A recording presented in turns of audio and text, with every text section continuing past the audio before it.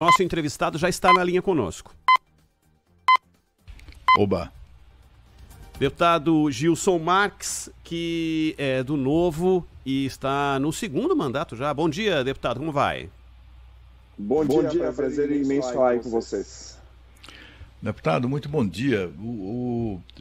A gente tem muita curiosidade, porque assim, já estamos no 6º mês, né, no primeiro semestre, digamos assim, do atual governo, e aí o presidente Lula essa semana fez uma reunião ministerial que durou o dia inteiro, né, deputado? E assim, a impressão que deu aqui em Brasília a todo mundo é que o governo, na verdade, até aquele momento, não sabia o que fazer, não tinha um programa, não tinha um projeto concreto, né? Daqueles projetos que, mesmo em termos ainda rudimentares, são produzidos no governo de transição. Não, o governo estava cada um por si, tanto assim que o presidente voltou a advertir os ministros que o governo é dele, não é do ministro, não tem governo, aquela coisa toda, coisa que ele já tinha feito lá atrás, no início da gestão, né? O senhor tem essa impressão? Qual a impressão que o senhor tem? O governo anda meio perdido, não começou, enfim, como o senhor avalia o desempenho do governo Lula até agora? Deputado, o senhor nos ouve? Sim, eu vou responder. Pois não. O governo, ele realmente está perdido e isso não é uma sensação. Isso é um fato. Se considerar a relação com o legislativo, ela é péssima, porque ele está escanteando o legislativo. Tanto que ele quer governar com medida provisória, com decreto, e isso tudo, infelizmente, com o apoio do Supremo Tribunal Federal. E o legislativo, quando ele pode, ou quando tem dúvida, ou quando ele vai ter alguma coisa em troca, infelizmente ele acaba votando com o governo. Foi assim somente e excepcionalmente em 2 matérias durante esses 6 meses. Foi no arcabouço fiscal e na MP dos ministérios, aumentando para 37. Fora essas 2 exceções, que foi pago muito caro, aliás, 1,7 em uma oportunidade e 1,8 bilhões em outra oportunidade, liberados em emendas. Longe de mim achar que isso é compra de voto, não estou pensando nisso. Não teve nenhuma outra norma, lei aprovada na Câmara. E mais, tem pouquíssimas protocoladas. E aí é fato de que existe uma certa rixa com o presidente Lira e é motivada pelo Renan Calheiros, que é o opositor dele lá no Estado. Então está uma situação difícil do governo em relação à Câmara de Deputados, sem dúvida nenhuma. Deputado, como é que o senhor está no segundo mandato, como é que o senhor relaciona aquilo que o senhor viveu nesses mesmíssimos quesitos na relação com o Congresso no início do governo anterior com o que está acontecendo agora com o governo Lula?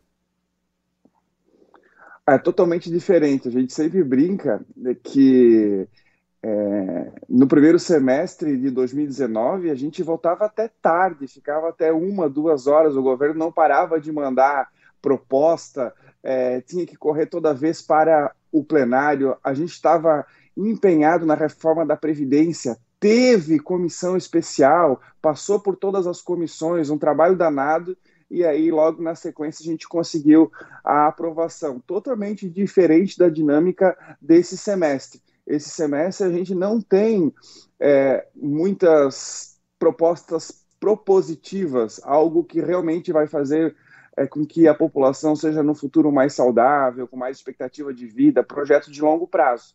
O que a gente tem é tão somente projetos para que eles se mantenham no poder. Ideias como estatização, como intervenção, como manipulação da sociedade, entrega de migalhas, tentando arrancar cada vez mais dos pobres pagadores de impostos. Eu posso dar inúmeros exemplos aqui de que eles querem escravizar ainda mais a sociedade. Fazendo como? Fazendo com que eles trabalhem e trabalhem mais. Olha só, a gente já trabalha até final de maio para pagar tributo. Foi autorizado agora, no arcabouço fiscal mais de R$500 bilhão. Ou seja, os políticos vão poder gastar o seu dinheiro em 3 anos, além do que gastam, mais de R$500 bilhão. O que vai fazer? Nossos netos vão precisar trabalhar mais para pagar essa conta. E o pior, está sendo engatada uma reforma tributária que, obviamente, vai ter que resolver esse problema com arrecadação. Se não for com arrecadação, a dívida. Aumentando a dívida, nós todos também vamos ter que pagar, só que mais caro. E, infelizmente, é essa a situação do Brasil. Nada que o governo propõe, infelizmente, ele consegue entregar sem antes retirar de uma parte maior da sociedade a maioria dos mais pobres. É o objetivo do governo. Deputado, o senhor mencionou aí da parceria, né, do governo Lula com o Supremo Tribunal Federal, o Tribunal Superior Eleitoral, etc., com esses tribunais superiores, sobretudo, né? Recentemente, aqui no Jornal Gente, nós entrevistamos o presidente da Câmara, o deputado Arthur Lira, eu perguntamos sobre esse assunto, e ele falando sobre na opinião dele, os 3 poderes, cada um dos 3 poderes deveria adotar medidas de autocontenção, né? Na verdade, ele estava se referindo especificamente ao Supremo Tribunal Federal, né, de medidas de autocontenção para evitar interferências em outros poderes, né, indevidas, que não estão, inclusive, previstas na Constituição. Isso sem contar no respeito à Constituição, do ponto de vista da liberdade de expressão e tantas outras coisas que têm sido, no mínimo, né, relativizadas aqui no nosso país. Eu gostaria de saber do senhor exatamente isso. O que é que o seu partido, o Partido Novo, pensa a esse respeito, né? O que fazer da relação que foi estabelecida de absoluto domínio, né? Impressionante como o Supremo Tribunal Federal virou um poder supremo mesmo, né, sobre a República, né? Virou um tutor dos demais poderes e os ministros agem como se fossem semideuses, né? Acho que eles já se convenceram disso. Eu queria saber exatamente isso. O que fazer, na opinião do senhor e do seu partido, para estabelecer essa autocontenção? Ou para estabelecer limites, digamos assim, à atuação dos 3 poderes? Quando Montesquieu sugeriu que a República, o Estado, deveria se repartir em 3, executivo, legislativo e judiciário, ele entendeu de que cada um teria suas competências limitadas e muito bem definidas. E o que aconteceu no decorrer da história, em muitos países, cada poder ele quer sempre ter mais, ele sempre quer se sobrepor ao outro. No Brasil, a gente teve uma sensação por muito tempo de que isso funcionava. Na verdade, os poderes eles atuavam em conluio. É por isso que nós não sabíamos dos problemas que tinham, não sabíamos ou sentíamos o que era negativo para a sociedade. Na gestão passada, a gente inaugurou, até por conta da comunicação em massa, das redes sociais, enfim, a existência de um conflito entre poderes. E aí todo mundo reclamava que os poderes estavam em conflito, que os poderes não estavam se entendendo, e eu sempre dizia, muito melhor estar em conflito do que em conluio. E o que acontece? Muda o governo, e aquele conflito que nós tínhamos no mandato passado, ele volta a ser em conluio. Quem está numa pseudo-resistência, e eu não sei até quando, é o legislativo. Muito triste será quando nós voltarmos a ter os 3 poderes deliberando contra a sociedade sem que haja nenhum conflito. Então, o que eu penso é de que o conflito ele não necessariamente ele é negativo. Por quê? Porque sempre que você vai lutar contra um criminoso, por exemplo, um terrorista, você não vai querer estar com ele em conluio. Você quer e deseja e deve estar em conflito, porque aquela é uma posição equivocada. Então, o que nós precisamos dizer? Nesse caso, para o judiciário, principalmente nos casos de ativismo judicial ou de interpretação imaginária da Constituição. essa não é a sua função. Essa função não pode ser exercida por você, ou deve ser exercida pelo legislativo ou por ninguém. E é tão simples, só que, infelizmente, para essa posição, nós não temos uma maioria no Congresso Nacional que tenha essa posição e essa coragem para falar e fazer alguma coisa para que contenha eles. A contenção, ela não deve ser somente para o próprio poder, ela deve ser uma contenção para os outros poderes. Se o outro poder ele não fizer uma autocontenção, que eu não espero que faça, quem tem que fazer isso sim é o legislativo, é o executivo, com base nas suas forças que contrabalanceiam os poderes. Esperar que cada poder se autolimite no Brasil, infelizmente, não vai acontecer. Deputado, quando o senhor falou sobre esse balanço entre poderes, é inevitável que a gente também faça um balanço sobre as casas legislativas.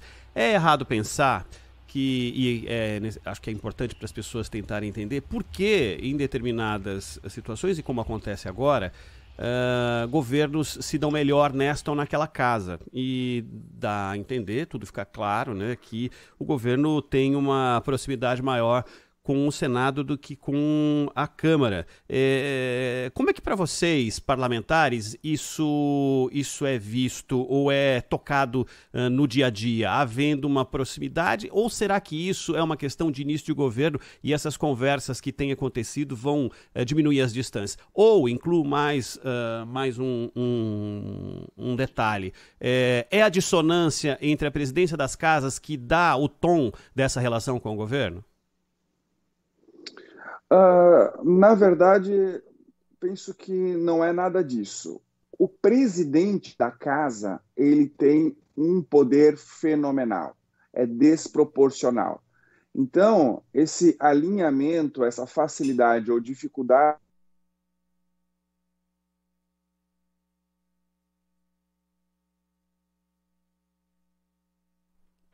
Perdemos ali. Voltou. Vamos lá, deputado, voltou. Perdão.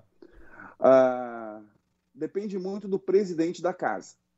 O presidente do Senado, o senhor Rodrigo Pacheco, está totalmente alinhado com as propostas, com as ideias, enfim, que o governo envia ou deseja.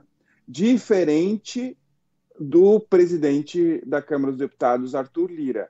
Essa comunicação, ela não é automática. A aprovação dos projetos e para que eles sejam pautados, eles não são automáticos. O Lira até bota para votar, até ajuda a depender do projeto, a depender de conversa, a depender de negociação. Tanto que o Arthur Lira a todo momento fala que o governo precisa trabalhar, que precisa articular, que precisa conversar.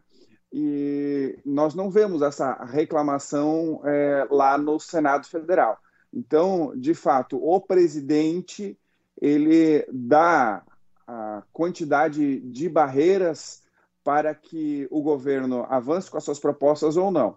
O Arthur Lira está colocando uma cerca, um cachorro, um alarme. O Rodrigo Pacheco deixou as portas abertas. Então, deputado, voltando à questão lá da relação dos demais poderes com o Supremo Tribunal Federal, a gente está vendo aí, né? Cada ministro acha não, né? Ele tem, né? Exerce de fato um poder muito maior do que o poder legislativo, isoladamente, né? Monocraticamente. Qualquer decisão de um ministro, isoladamente, ele nunca foi eleito porteiro de prédio, mas ou síndico de prédio, né? Mas se ele quiser, ele anula uma votação, uma decisão do Congresso Nacional. Isso tem acontecido com muita frequência, né? Há até ministros ou ministros aposentados. O caso do Marco Aurélio, por exemplo, defendia que decisões dessa natureza, que afetam outros poderes, deveriam ser adotadas apenas pelo plenário do Supremo, né? E o plenário presencial, não no escondidinho do plenário virtual. Mas, no entanto, isso não passou, ele foi novamente voto vencido na ocasião, e o ministro, isoladamente, pode pintar e bordar. Quem manda é o ministro. Né? O ministro, qualquer matéria que chegue para seu exame, se transforma em regra. né? Temos no Brasil, por exemplo, o aborto, que eu sou favorável, mas a legislação proíbe. Mas aí o ministro deu uma liminar a determinado caso e, no mérito, ele sentou em cima. E aí, tá, 5 anos, 6 anos, talvez mais um pouco, que isso está valendo, apesar do que consta da lei ordinária e também da Constituição. Como fazer, hein, deputado? Porque as pessoas estão começando a ficar, enfim, muito inquietas, né, com essa atitude, esse comportamento do Congresso e uma relativa omissão do Poder Legislativo. O que é que o senhor vê no futuro? O que é que pode acontecer neste país? A competência para frear o Supremo Tribunal, ele é essencialmente do Senado Federal. É óbvio que poderíamos fazer propostas no Congresso, com participação da Câmara, de alteração da lei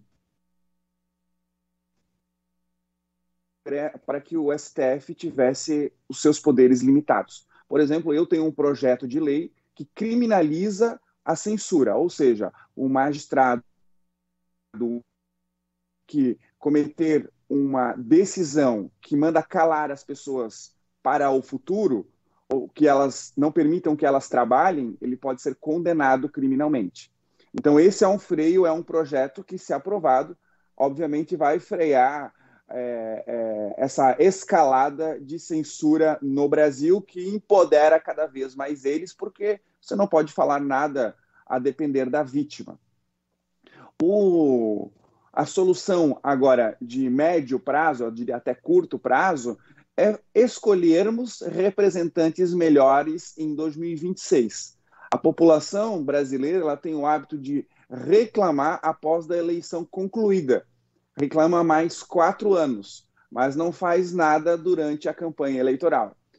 O fato é que não existe desconfiança de que as eleições para deputado federal e para senador elas foram corretas e que não houve nenhum problema no sistema eleitoral com relação a deputado federal e senador.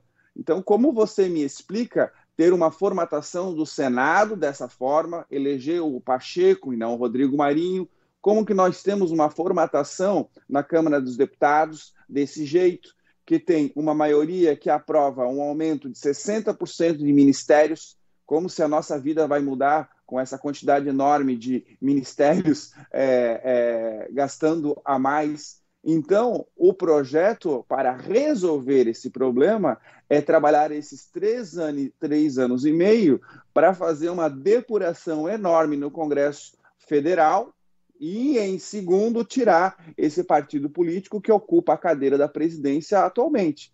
Então, é esse o trabalho de maior esperança que nós temos. As pessoas não querem isso porque acham 3 anos e meio muito. Não tenho muita esperança. Eles querem, as pessoas, algo para daqui a 3 meses, 6 meses. Infelizmente, não vai acontecer. O que vai acontecer é essa escalada autoritária continuar acontecendo. É essa a demonstração que nós estamos. Mas, deputado, o atual governo acaba em 3 anos e meio, mas os ministros do Supremo Tribunal Federal que estão protagonizando essa situação, né, inclusive o surto autoritário que a gente vê no Brasil, eles vão ficar mais uns 30 anos, né, os principais personagens dessa história vão ficar mais 20, 30 anos lá no Supremo Tribunal Federal. Então a coisa é muito mais grave do que as pessoas podem imaginar, né?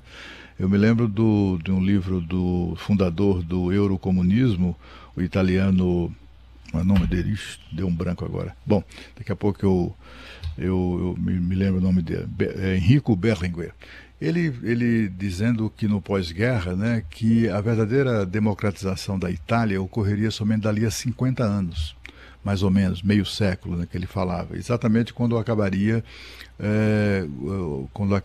né, com todos os magistrados, todos os juízes que foram nomeados pelo fascismo estivessem já aposentados, ou tivessem abandonado a toga, ou já tivessem falecido, etc. Então ele não acreditava em democratização da Itália pós-guerra, sem uma justiça renovada, né? E a renovação aqui é uma coisa difícil de acontecer, né?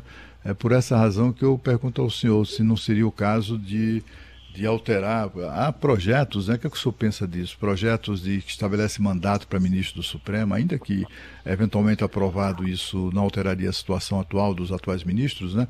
Mas, enfim, o que é que o senhor acha que deve ser feito para proteger o país, as instituições democráticas de surtos autoritários como esse, não só agora, mas no futuro também, para os nossos netos e bisnetos? Vamos lá.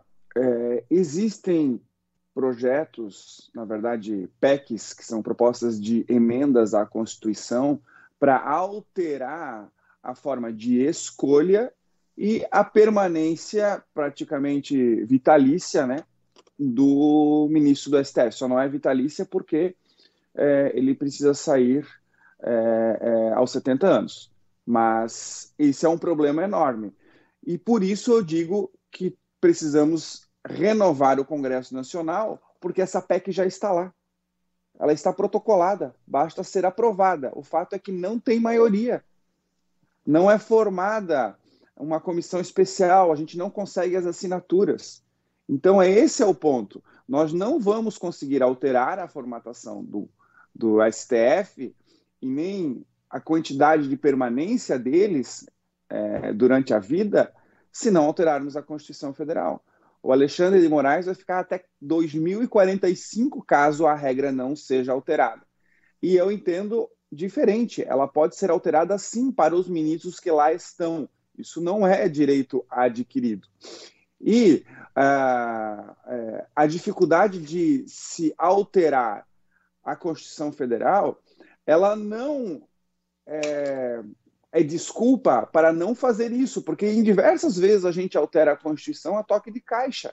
A gente viu isso em diversas vezes. Inclusive, depois da pandemia, o Congresso tem feito isso sem enviar para as comissões especiais. Vai diretamente a plenário e, às vezes, com texto feito no dia anterior ou no dia. O que precisa realmente é ter uma maioria que tenha um entendimento como o meu e como o do senhor, que são os representantes do povo. Hoje, os representantes do povo não concordam comigo e com o senhor, estão longe disso. A gente não consegue nem as assinaturas necessárias, que são mais de 150, para protocolar uma proposta para iniciar a tramitação de uma proposta que se altere a formatação do STF, infelizmente.